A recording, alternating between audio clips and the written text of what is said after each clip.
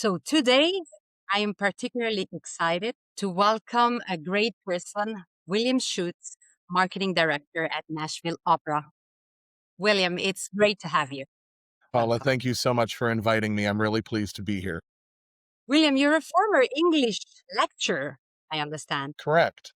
And then you turned into a marketing force, leading marketing and PR at Nashville Opera. Correct. Yes.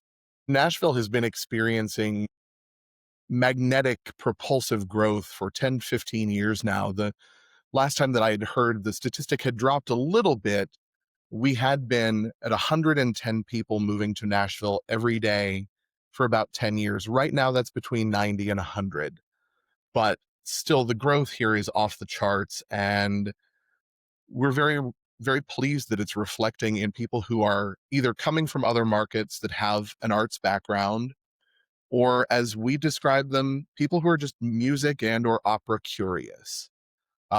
This is Music City, of course, and people are willing to try a lot of things out. And we're very grateful for their adventurousness, whether it's going to a honky tonk on Broadway or going to Schermerhorn Symphony Center to hear the Nashville Symphony or coming to hear Nashville Opera. Sounds amazing. And I know you have a special gift. We met in person at the Opera America conference, and you were a keynote speaker. You really engage with people.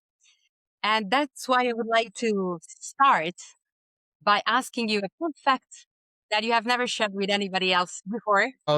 You know, fun fact, I am also a once upon a time classically trained clarinet player. Um, so I've had music in my life really since about fifth grade. That in Pennsylvania is where you started to learn to play clarinet. And I never, I'll put it this way. I'm not trying to sound self-important. I was good, but I was never great. It was never really a career option. We'll put it that way.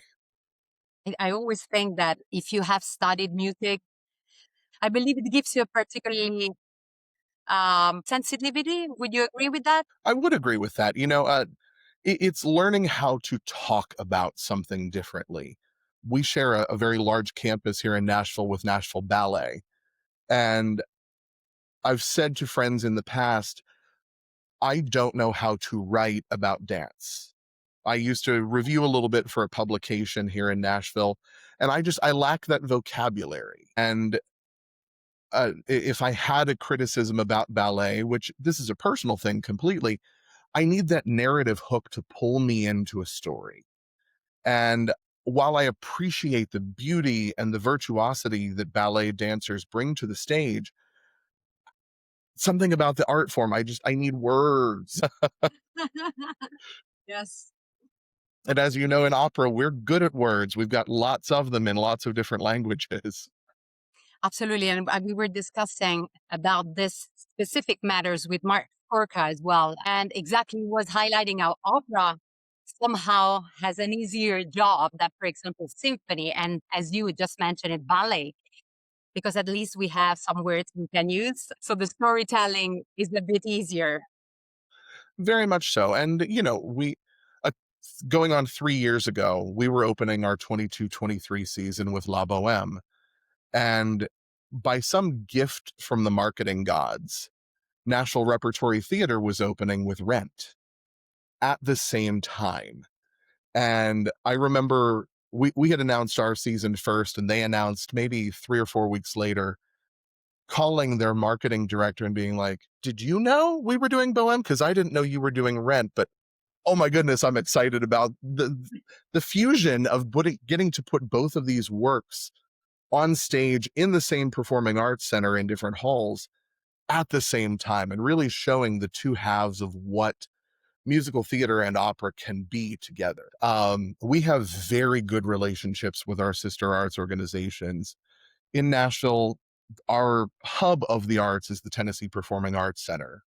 And that is where they bring through Broadway tours and bring in a lot of performing arts companies.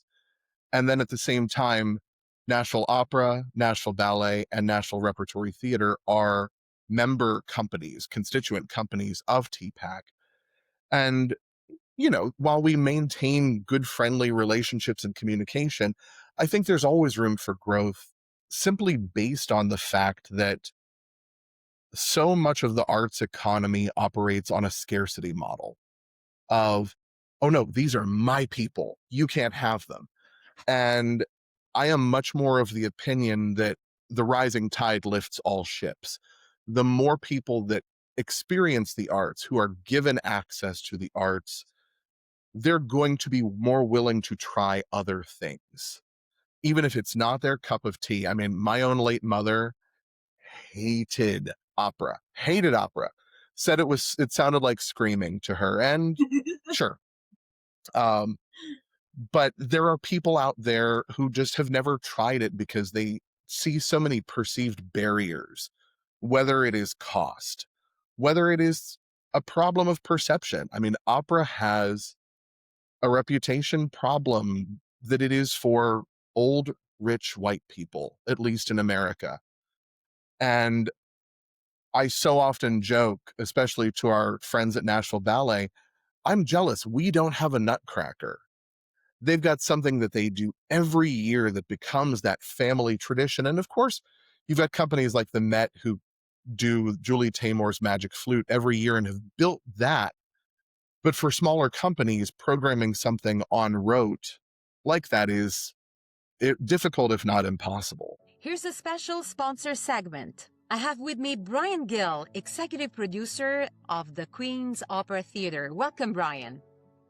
Thank you, Paola. Pleasure to be here. So you're developing something incredibly timely, I would say, a new opera based on the adding machine. Tell us about Mr. Zero. Okay, thank you very much, Paola. So the playwright Elmer Rice wrote this play in 1923, and it's, as you'll see in the explanation, it's quite timely in this day and age. So Mr. Zero is an accountant who's worked loyally for the same company for 25 years, only to learn that he's going to be replaced by the adding machine. So I think everyone listening to the podcast can relate as we're looking at the advent of AI. I mean, it's already here, but... Definitely, with AI transforming our industry, this story feels like it was written actually yesterday rather than a century ago. But I am curious to hear what drew you to commission this particular work. Yeah, I would say exactly that relevance that you hinted at. Opera has always been about exploring the human condition, and right now audiences are, dealing with the technology displacing that human connection in their workplaces, in the consumption of art. Really, I would say we're seeing AI everywhere. I know also that productions addressing contemporary anxieties generate a lot of curiosity, first of all, because they're so relatable and can create deep connection. So what's your vision for this one act? Yeah, so our initial plan is to workshop it, to be an intimate production, maybe, smaller, as we're talking about commissioning and making it a one-act opera. And hopefully audiences will see themselves in Mr. Zero's story so they can relate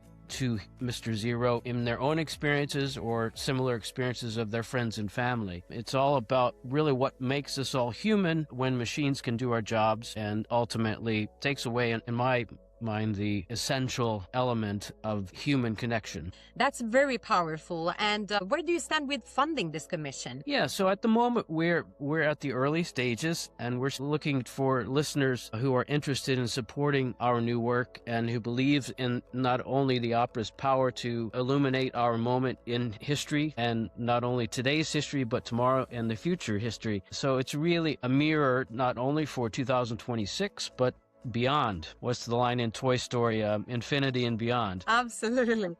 For our listeners interested in supporting groundbreaking new work like this one, how can they connect with Queen's Opera Theater? Thank you. I believe the easiest way to reach out to me is by sending me an email, which is simply my first name, Brian, Brian, at Queen's Opera Theater, which is theatre.org. We will include all the details in the description below for anyone interested. So Brian, thank you so much. Sometimes, the most relevant art comes from looking back so that we can see forward, as you were saying. So please show up and support this amazing work, because this is really one of a kind. Thank you so much, Paola, and all of your fellow staff at Artelize. Absolutely. Yeah, you were mentioning this is a perception of opera. So I was also discussing with Casper Holten, CEO of the Royal Danish Opera, Ballet and Drama. He is really trying to break this perception. Well, and when you talk about Gen Z and now, of course, Gen Alpha friendly practices, I just turned 43 last week. I am part of this weird little cusp generation called the Zennials, Xennial, in that we had the completely analog childhood, and yet our entire education was moving into the computer and digital sphere. And, we talk about opera in ways that opera people will get. And, it was very telling to me a couple years ago. We put out a very detailed, usually about 8 or 10 page study guide for our main stage productions, and generally include a very detailed synopsis of the opera, including the ending. Because I think so much of our opera psyche is, this thing's been around for 120, 150 years. How do you not know the ending? But when you take that step back and realize there are a lot of people who don't know the ending and don't want to know the ending until it happens live in front of them, we reassess that practice. And the way that you communicate to people has to, so many of us are facing this where you're having to get better at segmenting and better at your data analytics and your communication strategies, because you're talking to so many different audiences across the spectrum of your local, regional, national for some companies, that it's almost impossible to touch everybody in ways that they're going to understand, that they're going to appreciate. First of all, let me say happy birthday. And don't worry, I'm actually from the same generation. My God, what a change. And now, even faster, I would say, and even more incredible. 100%. Even I've been with Nashville Opera for almost 3.5 years now. And how much we've changed our communication strategy and our marketing strategy for social media, and how much the social media landscape constantly shifts, and what the algorithm is going to like, what's going to get seen. It seems that you're pushing a rock up a hill that you can't even see. Something that worked 2 weeks ago that got great viewership, got great engagement, flatlines. And we're all at the mercy of these unseen forces, and unfortunately are, in a lot of cases, putting money behind them in hopes that it will get us somewhere. You're raising a very important point, especially when you have limited resources. I think on one hand, we are lucky to have a very adventurous, curious audience. And, looking back at the Opera America study on what is actually bringing people to opera, and finding, of course, that a lot of people are still coming for I call them the AAA Platinum Elite, those top 10 titles that even if you don't know them. Um, we opened last season with a brand new production of Carmen, and I described it as, Carmen is its own greatest hits album, because so much of it just from pop culture usage. Um, Here at the Noah Liff Opera Center, upstairs, right above my head, we have our studio space where we rehearse main stage productions for downtown. And usually we'll have a small, intimate studio production of a new work, a forgotten work, a work that John Holmes, our artistic director and CEO, really wants to dig into and reassess. And those shows have built their own market. Um, we do 3 performances at 250 seats. And so if you're out, you're out. So having people who are interested and engaged is huge. Having an artistic director who is willing to take bold risks, program things that a lot of people aren't doing. Over my shoulder here, you see my poster for Lucia de Lammermoor that we finished last season with. We hadn't staged Lucia in 21 years. And the people who came and saw it, it was one of those spring in the South weekends where the weather was horrifying. We had tornado warnings both nights. And normally we will end up with about a 92% drop rate. The people who actually bought tickets who showed up that night. Both of those Lucia performances were in the 60th percentile because a lot of people are like, I'm not going out in this weather to see the opera. Thank you. Bye-bye. But those brave souls who came out loved it. And, selling bel canto as this totally different thing from Puccini, from Wagner, and really leaning heavy in on the technique. That kind of a message resonates in Nashville. I mean, our Nashville Opera Orchestra is composed of a lot of studio row musicians, people who will be playing for Willie Nelson or Dolly Parton in the afternoon and playing Mozart or Puccini or Wagner or Rossini with us at night. And so there's an incredible level of talent. Our chorus is all completely local. So we're able to really bring that local factor into our marketing too. These are not all people from just around the world. Yes, we're bringing in incredible talents for these principal roles, but the people who are filling out that stage are all local, are all Music City and part of that core talent. But really, I think honestly, if I had to assess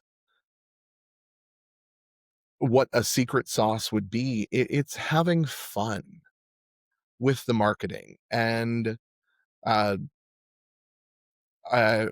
boss might have a stroke for me saying this, but my theory of marketing is, if you've ever heard of the classic burlesque artist, stripper, Gypsy Rose Lee, you've got to show people a little bit of the elbow first before you give them everything. And you've got to tease them and welcome them in and give them something to want to look at more. And that's the challenges of being an English professor. I am a long form, detailed, laboriously detailed sometimes writer in a world that has a 5-second fruit fly attention span. So how do you really get straight to the punch, get people's attention, bring them in, and keep them in? That's what I have so much fun with, is trying to bring opera down off of this mythical pillar that so many people think it lives on, and emphasize the fact that this was the ribald, hilarious, naughty musical theater of its day, not some precious museum piece. We don't really do a lot of museum pieces here in Nashville. So, Will, I would like to ask you, perhaps you will find this question a bit provocative. I don't know. But so we are, analyzing this deeply at Artelize, and there are also other important voices in the industry, like trying to leverage how important it is, starting from the event title, to portray the experience that exactly this kind of audience you have depicted don't have any background necessarily, don't know the plot, short attention span, distractions, you and would you ever experiencing changing the title. So instead of going with Aida, saying something else, like that highlights the experience, even in the titles. So yeah, I'll refer to Lucia, try to get the glare off of it, but we called it Lucia, the Bride of Lammermoor. And somebody actually kind of hit out at us on social media about, why did you change the title? And it's like, actually, Sir Walter Scott's original title was The Bride of Lammermoor. So we're giving you that context for the bride part.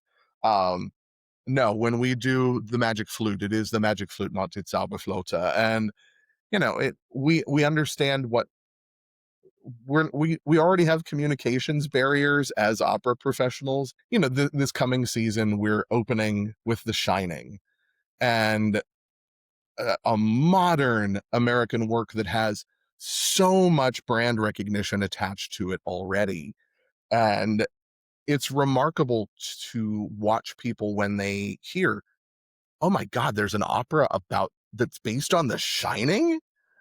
And people don't think that way. They think that opera is all 200 years old and precious, and they're shocked when they learn that there are modern works and that opera is a living beast. We've presented 10 world premieres across the years. Most recently, the Cook-Off by Sean O'Pebolo and Mark Campbell last fall.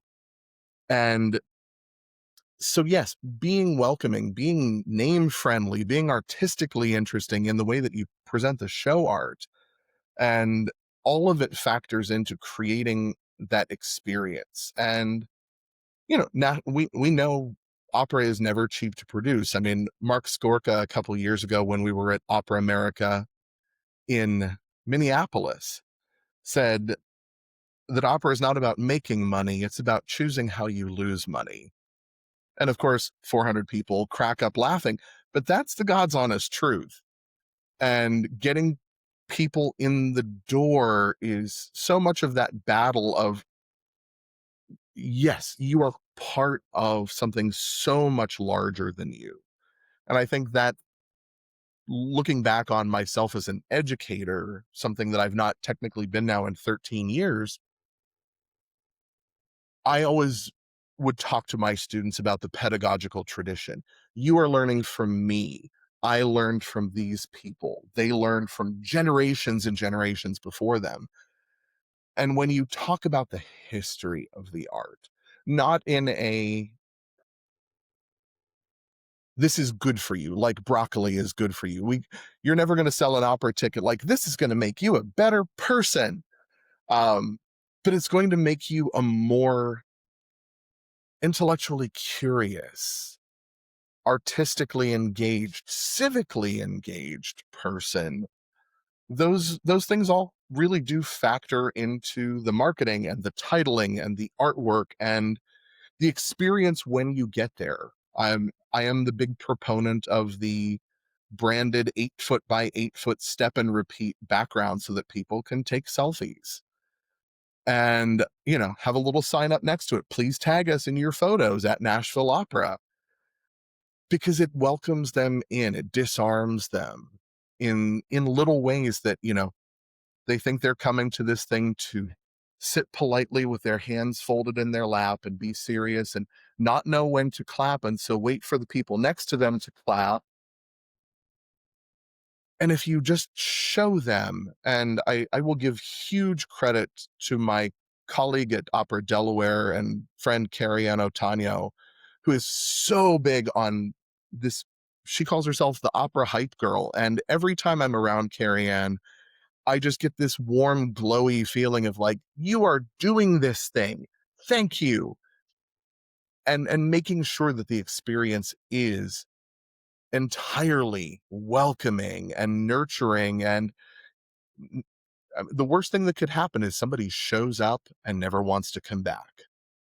You've lost them then. So what are the little things that we can do to make that whole experience feel better? It's by preparing people. It's by educating them, or not educating them, offering them educational tools if they want them, in the form of the study guide, in the form of the pre-show talk. There's lots of little ways to make it feel better for everyone. When the lights go down in the opera house, you don't know who's sitting next to you. And it doesn't matter. As President Mark Skorka says, in the theater we discover our shared humanity. For over 50 years, Opera America has been bringing people together, supporting new works, championing diverse voices, training artists, and helping companies connect with audiences in ways that truly move us. Whether you're stepping into your very first performance or creating the next big production, there's a place for you here. Join today at operaamerica.org/join and help keep opera alive, relevant, and for everyone. Artelize is proud to work with Opera America on groundbreaking audience research. We're donating $500 to Opera America's Audience Research Fund for every customer who signs up for our annual Plus plan. Find all the info and the links in the description below. You're mentioning so many important things, and it makes me reflect about one thing. So I'm an opera singer and I have a son. And of course, he was exposed to the whole thing even before birth. And that he was learning by heart against his will, but unfortunately, the mezzo soprano aria. And of course, he hates me for that now. He's a teenager. But I know the seed in him was planted. And recently we went at a concert. It was trio, chamber music, cello, violin, and piano. And it was Schumann. And he just said, I didn't know Schumann could relax my mind so much. But then I think about a lot of his friends that perhaps didn't have a chance to get exposed to that because they don't have a family exactly of musicians. I come from a very middle class background. My mother was a school teacher. My father was a steel worker. I tell that to people in not in hopes of like, I'm just like you, but really, I do not come from this. My first clarinet when I was in 5th grade was borrowed from a friend whose kid had given up on the clarinet. And then when I didn't give up on it, I got my own. But, I was incredibly lucky. I went to undergraduate in Cleveland at John Carroll University, Jesuit school. And the Cleveland Orchestra, my colleagues are probably sick to death of me talking about the Cleveland Orchestra for the past 3 years, but I had access to cheap or free tickets so much across my undergraduate and then my graduate school years. And I mean, if you want to talk about a luxury of having that as your home orchestra down the street, my big emphasis has been, and John, my boss, knows the hill I will die on here is $20 student tickets. Now, the Friends of Nashville Opera, the former guild that is our big booster organization, they will traditionally give an allowance to offer free tickets to college students, a certain number.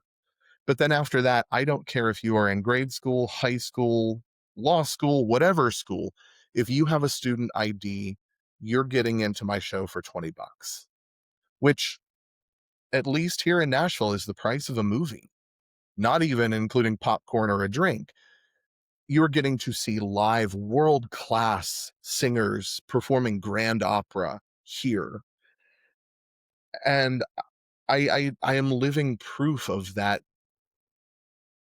Access allows for foundational change. I might have been artistically precocious in ways that I don't understand that a therapist might help unpack. But I went to Cleveland Opera in undergrad back when David Bamberger was running the original company. And I sent John pictures. My first Bohème was in Pittsburgh, I think when I was 16. And Ruth Ann Swenson sang Mimi, and Christine Gerke sang Musetta. And I'm like, dear God, what luxuries these were that I had no idea who these people even were. But allowing access and making sure that people even know they're welcome to come in the door. Those are really, really key to everything we do. And I remember a colleague in another company, we had a conversation in a marketing roundtable. It's like, yeah, we want to offer cheap tickets, but at what point is it not worth us getting out of bed in the morning? And for me, it's always going to be worth it to get out of bed to make sure that students can come. And I know a lot of companies will do invited dress rehearsals and things. We're really working towards considering that. But getting people in the door is the first and biggest battle in every way. Absolutely. So, of course, the next question would go to how do we measure that? Like, Historically, I think my predecessors in the role, I'm a one-man marketing team at this moment and for the past couple of years. And I think, data analytics have grown so immensely, even in my 3 years, that when I started, it was a lot of pure gut instinct. I will design an ad and I'll shop it around the office just to get that gut check reaction. But once we're done, there was no real way to look at, okay, how did it all work? And I find that there are usually two camps. It's we don't know and we can't care because we don't know, or we're drowning in data and don't know what to do with it. Our discussions a year ago when we were in Los Angeles for Opera America, so many companies were talking about that. It's like, we've got data, and have no way to unpack it, no time to unpack it. So I think that's where the virtue of what we're doing with Artelize and with Opera America becomes so important, because you're giving us tools to easily bring this down out of the clouds to human being level, that I can sit down with my ticketing manager, with my development team, with my artistic director, and say, okay, here's sort of where we are, what we're looking at. Because it's all well and good to get 40% new to file ticket buyers, but if they don't come back, what did you spend the money for? And I have a very hard time justifying in conversations, especially with board members sometimes, you know, oh, you should put a QR code in an ad. Okay, that QR code got 3 clicks for 17,000 copies of a magazine. It's because a lot of people would rather just go to nashvilleopera.org than click on the QR code. So it's not saying that the ad was worthless. Obviously, radio and television ads, where's your trackability there? There is no such thing. And so relying on the data that you can get, that is knowable, and that is made accessible and digestible by AI, by Artelize, by the platform, gives us insights that we've never had before, and that frankly, I don't know that we could have predicted having. When Dan Cooperman and I first had a conversation in January of 2024 about the initial round of the project, I went to leadership and I said, I'd really like to do this. There's a lot of good that can come out of it. And we're one of 4 companies in the country that was asked to be part of the first round of this research. And never had a moment of doubt or pushback from leadership, because I think they understood everything's changing. One of our former board members who was a professor at Vanderbilt Blair School of Music is now at UCLA. And our first big production back after COVID was a staging of Rigoletto. We called it Rigoletto Noir because it was black and white and done like a 50s gangster film. And this professor and board member said her students just didn't get it. The entire experience was so alienating to them, because these are kids who had ended their high school careers in COVID. They might have graduated high school on a Zoom screen like you and I are on right now. And she said it's this little micro generation that has never gotten this whole experience of being and doing these adulty things. And it was so otherworldly to them that, we had conversations afterwards like, so what do we do in this post-pandemic world? What do we do to communicate with these kids, with our traditional older patrons who are not ready at that point 3 years ago to come back out to productions? And, being able to see what the data is, and having that black hole from 20 to 2022, really taking that out of there, but looking back across 20 years of our audience trends is exciting to me. And I think exciting to our board that is very numbers focused. I mean, our board in particular, their responsibility is fiduciary. They are worried about the numbers, making sure the company is healthy and solvent. And I'm a big part of that because my job is butts in seats and helping I point behind me to where our development team's offices are, building that funnel of people who are first timers into more frequent ticket buyers, into subscribers, into maybe I'm going to give them $100 on down the line. Whether I like it or not, I am the front of the sales funnel in everything that I do. And that's social media, email communications, all of it. And being one of the first faces that people see when they get to TPAC. And so getting their data, getting their experience, I'm not trying to skew the data in any way, but being friendly and being upfront and being a part of it helps give us better looks at what we're getting, because I think those people are going to be more willing to talk to us in our post-show survey, come back and help build those future lines of data that Artelize can help us to unpack and decode. I really like you mentioning the fun in doing the marketing because it is a highly creative role. And I was just thinking as you were giving your perspective on data, the feelings are mixed still, especially when it comes to AI. And rightfully so, don't get me wrong. But once you establish that you're utilizing AI to fasten some time and research consuming processes, that brilliant, fun, amazing communication that you create, that you should always be in charge of as a human. And as you were saying, also putting yourself out there, but to be consistent enough so that it's not just one off. Because a lot of arts and marketing departments that work in arts organizations say, yeah, well, we try our best. We just send an email before the show, sometimes an email after. It's the same for everyone. And I always say, it's like being in a relationship. Would you date somebody that talks to you in a generic way once in a while? No, it is building partnerships and development teams understand this differently because they're all about building those long-term relationships with donors.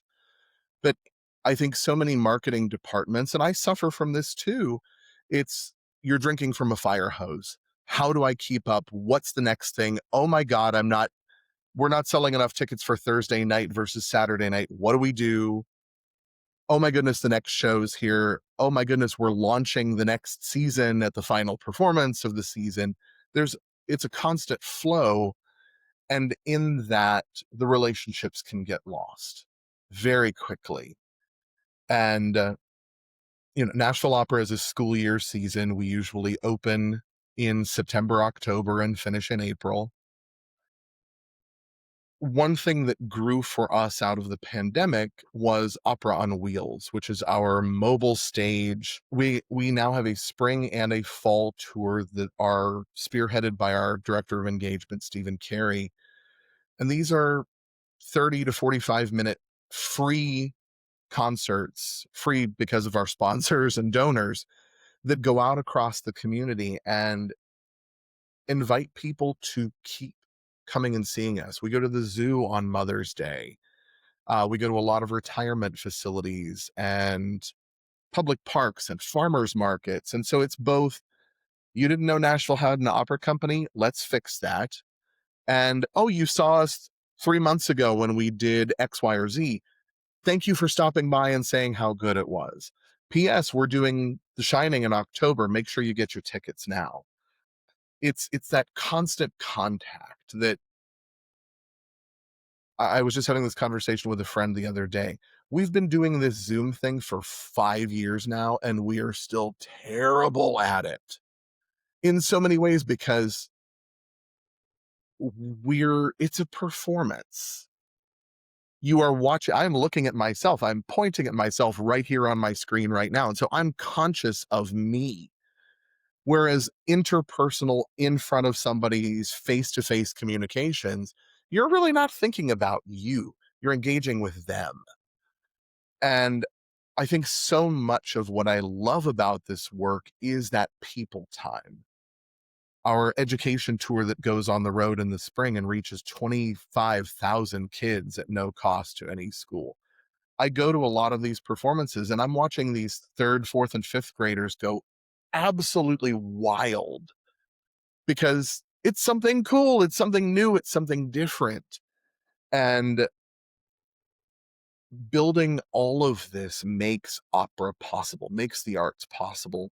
And yes, feeds the data, feeds the analytics and the donors. And it's this entire ecosystem that I think so many companies before COVID never understood was going to happen.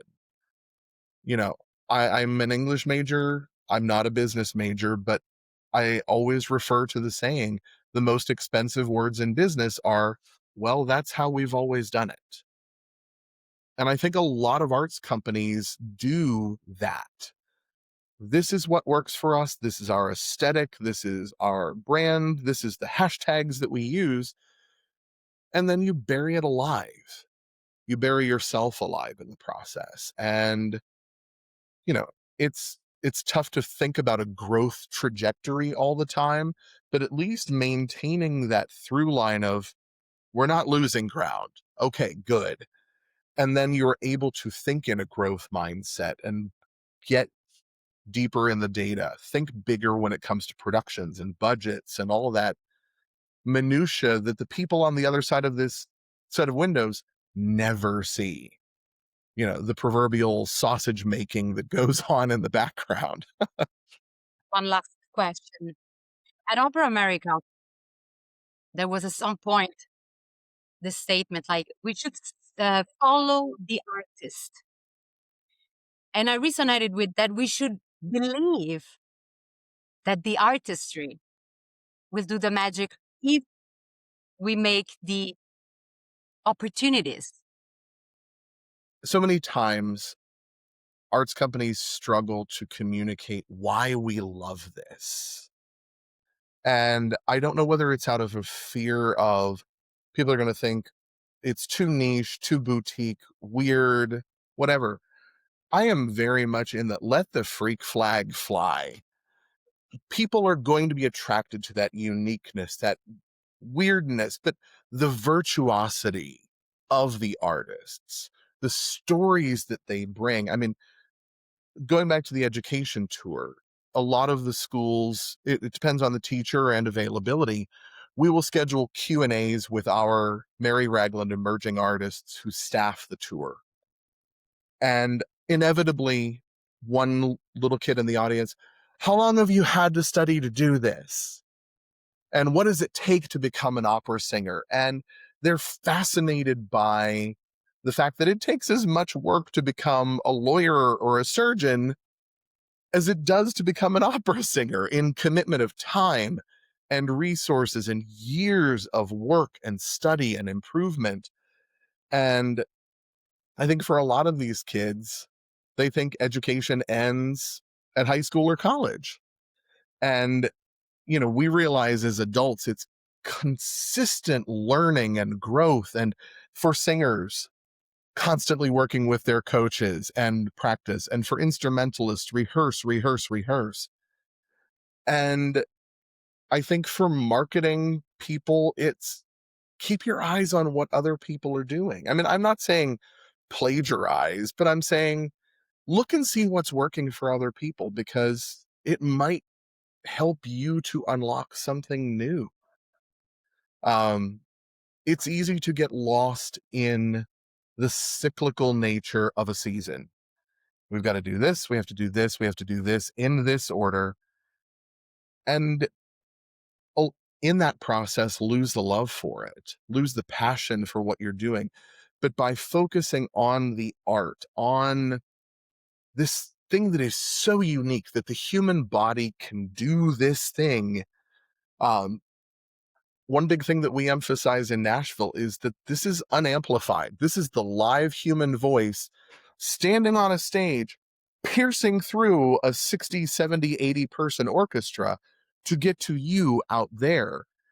The number of people who don't know that it's such an easy thing for us to be like, well, of course.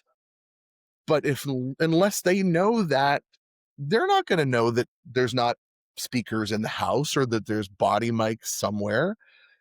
It's the little things that we don't think about because we know. And allowing the artists to tell their stories and be out front and engage with people, that's the key to so much of it. I mean, we suffer from so many cuts to the humanities and arts education in the United States that a lot of kids don't even know this is possible. They might think it's for rich kids only, for white kids only, for kids who go to very expensive private schools only. And there's a world of richness that is available to everybody if you just get the access and the opportunity to find it in yourself, to find that talent, that passion. People ask me all the time if I'm a singer, and my answer is nothing you would want to pay for. I am a very accomplished car and shower singer, but nothing that's ever going to be up on the stage. But I'm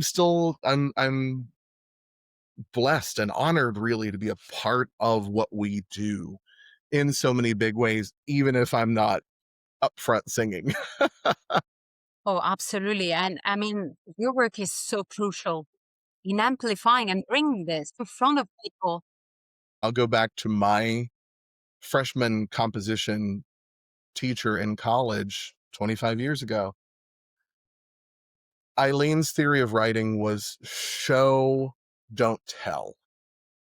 And I think so much of that is what we can do. We, as marketing people, as development people, as art CEOs and artistic directors, we get the opportunity to show why this is so special, what it means to us. And there's the number one way that you break down the barrier right there. Showing people your weirdness, your passion, the spark that makes this so meaningful to you. Because otherwise, it's singing in Italian, French, or German. It's singing in English. It's singing in any different language. But once you put the passion and light the lighter behind it and show off why it matters, that's where we can change the landscape, I think. Well, that was amazing. I was about to ask you, okay, can you please give a last encouragement to the industry and then close with a fan fact? And I think you just did that. No, my encouragement, it can be disheartening. I mean, we see arts companies of all stripes go out of business every year. And you see changes in leadership and companies cutting back. And to be honest, for this next season, we usually do 4 productions. 2 big, grand, 1 medium size. This year it was HMS Pinafore in our medium-sized theater at TPAC. And then we will do a studio show upstairs. And this year, just to be safe in the budgeting process, we did cut our studio production. And, you take a moment of hurt in that. Like, we didn't do, this is nothing we did. We didn't do anything wrong. But I had that mental conversation with my own self. It's like, so if somebody asks, why are you only doing 3 shows and not 4? What do you say? And the answer that I kind of came down to was, we're being smart. We're being careful. And yes, we plan on producing that show next year, if possible. But don't get discouraged. I know it's easy to look at budgets and think, oh my gosh, there's never enough. And looking at your week and knowing there's never enough hours and that things are going to slip and not get done. But in my experience as an educator and as a marketing professional, you will get the stuff done that matters and that is going to make the change. Yeah, some of the minutia might fall by the wayside, and yeah, somebody might have to tap you on the shoulder and remind you to do the work, but follow your gut instinct, because you know in your heart what is going to make the impact. There's my missive from the balcony of the Casa Rosada. You have to give me another fun fact. Fun fact that a lot of people would be absolutely creeped out by. We thought there was a large stick outside the other day, and it was a 7-foot-long snake. Very docile, non-venomous rat snake. And I put up pictures of it on social media, and one of our most recent artists is like, look at that cute little vermin containment unit. I'm like, I don't know that I thought of it that way, but okay. So, but That's what can happen. right. Our campus here, we get lots of animals. We have opera foxes, we have opera raccoons, and now we have an opera snake. So you're going to soon have an opera zoo. That will be well, right now, down about 30 miles south of here, there is a zebra on the loose. Somebody purchased a zebra and it's escaped its enclosure. And so I'm fully expecting to see it trot by any minute here. Brilliant. But well, thank you so much for making the time. I'm so grateful. That was simply amazing. Absolutely fantastic. I think you're going to really make an impact on our audience, because what you said goes really beyond just ourselves, as you were saying. It's so deep and so universal. Thank you from the heart. And it's been an honor. It was lovely working with you guys all along. And thank you so much for inviting me to be here today.